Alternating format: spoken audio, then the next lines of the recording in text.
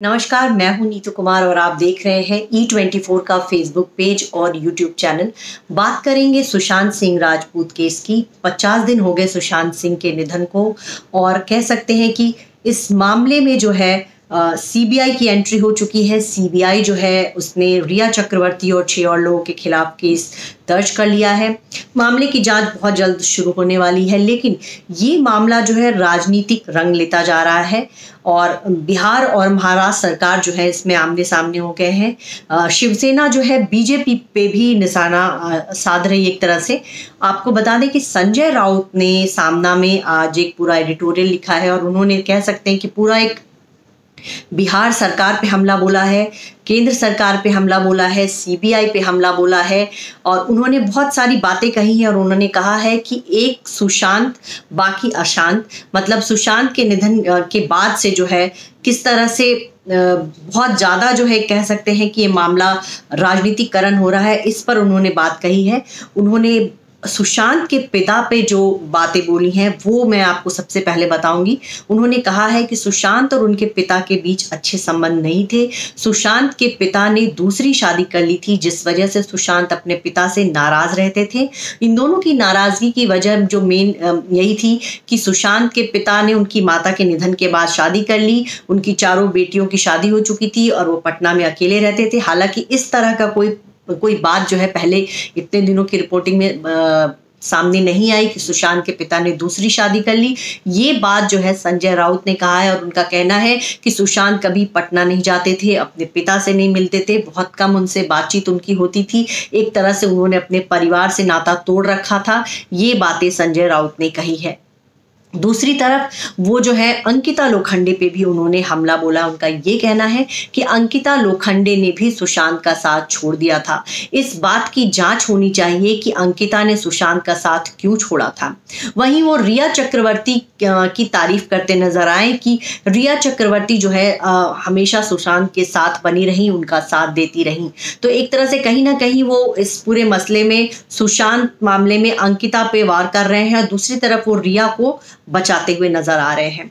दिशा Salian case पर भी उन्होंने बोला है। उनका ये कहना है कि दिशा सालियान के जो माता पिता है वो बहुत परेशान है कि सुशांत के निधन के बाद जो है उनकी बेटी की बहुत बदनामी हो रही है, हत्या और रेप जैसी बातें सामने आ रही हैं, जबकि ऐसा उनके साथ कुछ नहीं हुआ था। तो इस पर भी उन्होंने लंबा चौड़ा एक आर्टिकल लिखा है। बिहार पुलिस के डीजीपी गुप्तेश्वर पांडे पर भी उन्होंने हमला बोला है। उन्होंने ये कहा है कि गुप्तेश्वर पांडे जो है बीजेपी के आदमी हैं, वो चुनाव लड़ना चाहते हैं, बिहार विधानसभा चुनाव जो आने वाला उसमें, और उसके लिए वो पृष्ठभूमि तैयार कर रहे हैं। वो बस अपनी राजनीतिक कह सकते हैं महत्वाकांक्षा को पूरा करना चाह रहे हैं और इस वजह से वो इस तरह से महाराष्ट्र सरकार और मुंबई पुलिस पे जो है तरह तरह के आरोप लगा रहे हैं। मुंबई पुलिस को वो बचाते हुए नजर आए कि भारत में जो है दुनिया भर की जो सर्वश्रेष्ठ पुलिस है उसमें से एक है मुंबई पुलिस, और तमाम जो पिछले केसेस हैं, चाहे वो मुंबई अटैक हो, शीना बोरा केस हो, उसको लेकर उन्होंने मुंबई पुलिस की तारीफ की और उनका कहना है कि मुंबई पुलिस को जो है इस पूरे मामले में जो बदनाम करने की कोशिश की गई वो गलत है। बिहार पुलिस पर भी उन्होंने हमला बोला कि बिहार पुलिस जो है यहाँ पे घुस आई और पूरे मामले को उल्टा सीधा रंग देने की कोशिश की गई। एक तरह से ये पूरी तरह से जो है केंद्र सरकार के इशारे पर ये सब हो रहा था। और सीबीआई पर भी उन्होंने हमला बोला। उनका कहना है कि सीबीआई की जांच पर जो है अब आप भरोसा नहीं कर सकते, ये पूरी तरह से केंद्र सरकार के हाथ में है और केंद्र सरकार ऐसे राज्यों में जहां उनकी सरकार नहीं है वहां पर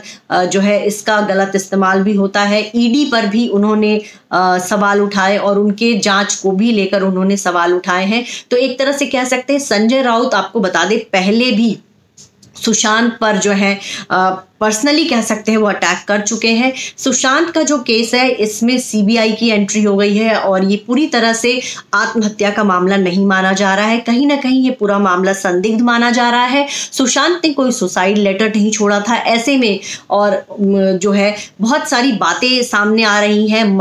पैसों की बात सामने आ रही है, सुशांत के पिता ने जो आरोप लगाए हैं उसके बाद से इस मामले में अब सीबीआई इस मामले की जांच करेगी।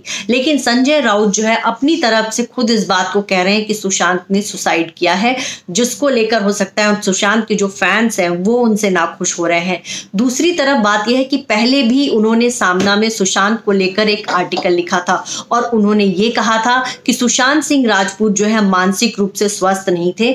हमने उनको जॉर्ज फर्नांडिस की एक बायोपिक के लिए अप्रोच किया था, हमने उस फिल्म के लिए उनको साइन भी करने का सोच लिया था और बात भी पूरी हो चुकी थी, लेकिन उसी दौरान हमें पता चला कि सुशांत सिंह राजपूत का सेट पे बिहेवियर सही नहीं रहता है, वो डिप्रेशन के शिकार हैं और बहुत अजीब अजीब हरकतें करते हैं, जिसकी वजह से हमने वो फिल्म उनके साथ नहीं बनाने का फैसला किया और फिल्म को वहीं पे रोक दिया।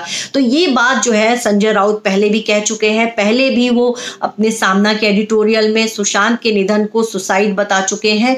तो लगातार दूसरी बार उन्होंने सुशांत पर और उनके निधन पर, उनके सुसाइड पर बात लिखी है। उन्होंने ये कहा है कि सुशांत ने सुसाइड किया है और इसको जो है हत्या का नाम दिया जा रहा है। बहुत सारी अलग अलग तरह की जो बातें हो रही हैं वो गलत है। तो सुशांत पर कह सकते हैं कि कहीं ना कहीं अपने दोनों आर्टिकल में, दोनों जो एडिटोरियल उन्होंने लिखा है उसमें उन्होंने सुशांत की छवि खराब करने की कोशिश की है, जो कि सुशांत के फैंस को नागवार गुजर रहा है और सोशल मीडिया पर जो है संजय राउत ट्रोल हो रहे हैं।